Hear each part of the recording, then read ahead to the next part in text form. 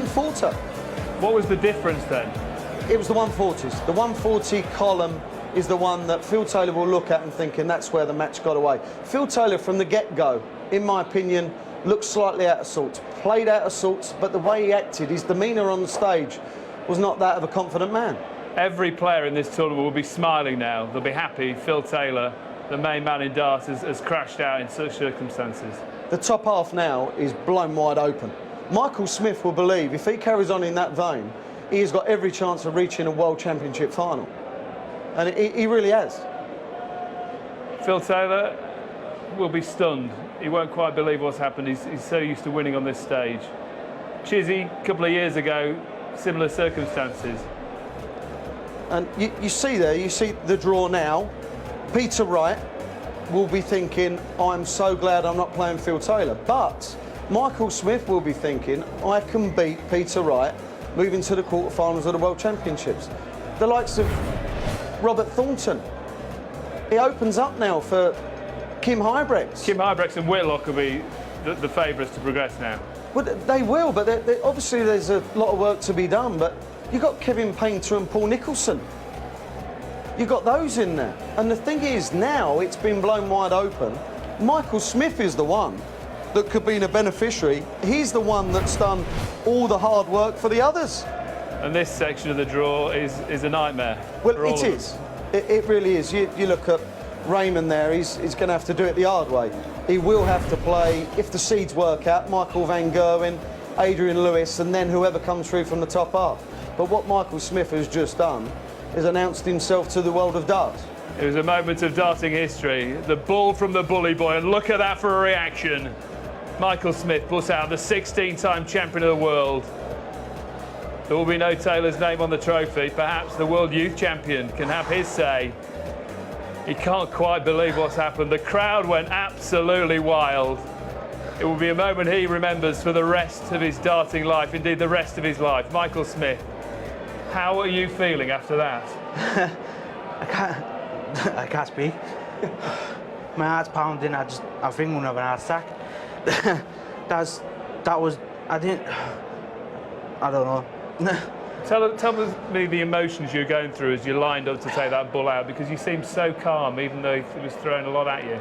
I was always thinking about, I think it was the fourth set when he had 3 darts at top, so got 3-1 up, and it was niggling me the way, and I thought, no one held the throw then. That set then, where I won, that was the only set I held throw. Phil didn't hold these sets, I broke him every time, and he broke me. And I thought, just do your throw once, and you could win this, because Phil wasn't on his game. And I thought, just dive on it, just don't give it up, just dive on this game.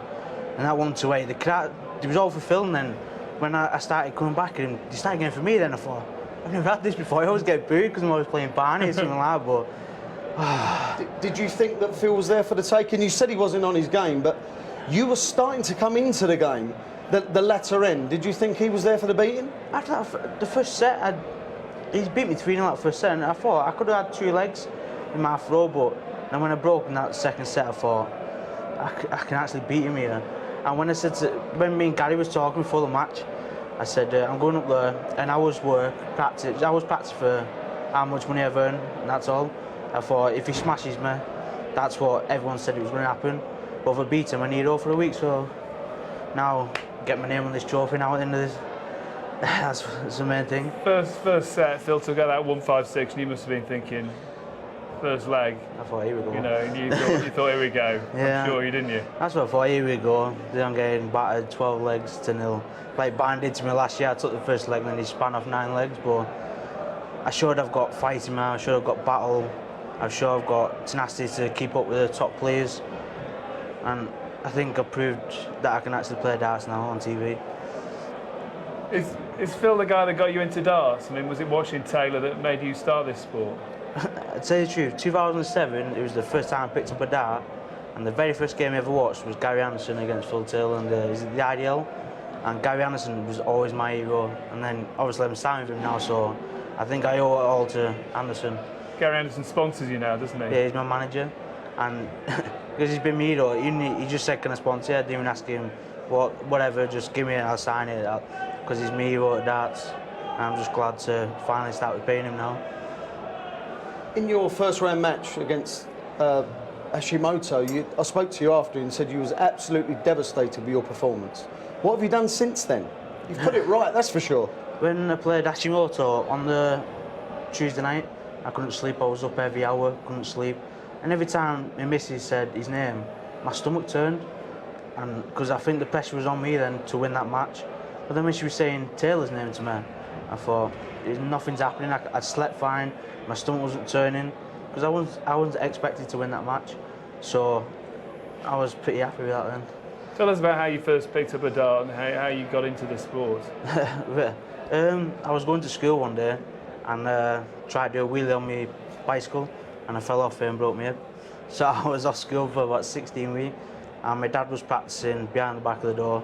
So I'll have a go at that. And I hit my first 180 in like 2-3 weeks and I thought I could give this a go. Got off the crutches, went back to school, practicing every day. And when I was 19, I slipped over on the ice, snapped both my wrists, broke nearly every bone in my hands, and that's when I got better at the darts because I wanted to have a break, but every time I put them down, I wanted to get them back out. So I was in cast for 20 weeks on my hands, so I had the break that I needed. So when I come back, it finally helped. Go steady over Christmas, don't break any more bones, will you? I'm going to go home now. I've left my dog at home, my mum, so he'll be going out for a walk now. Mentions the dog first, fantastic. So, Man after my own heart. I'll be taking the dog out for his walk, take him to the shops to buy his food and stuff. And then my missus goes home on Sunday, so it's going to be a bit... I don't want to go home, I want to stay now. And hopefully my mum and dad comes back for the next game and just chill out with the family. Now I get a good Christmas for once, instead of being out first round, which is pretty good. This is life-changing, isn't it? Yeah, it is life-changing. Hopefully now, I don't want to... I think no one's ever beat... After they beat Phil, they've been beat the game after, haven't they? I think. That tends to be the record, yeah. Yeah, you're speaking to the right man. I'm gonna, I remember. I think I want to prove right now. I've beat the best player in the world now. I can put my name on that trophy. That's my main aim. So if I didn't believe it, there was no point in me turning up the first game of mine against Phil. Well done. We tried to speak to Phil Taylor, but didn't want to speak. He's distraught behind the scenes, as you can imagine. Congratulations to Michael Smith. Let's just relive the moment when it all went wrong for Taylor, all went right for Michael Smith, the bully boy. Through first, game on.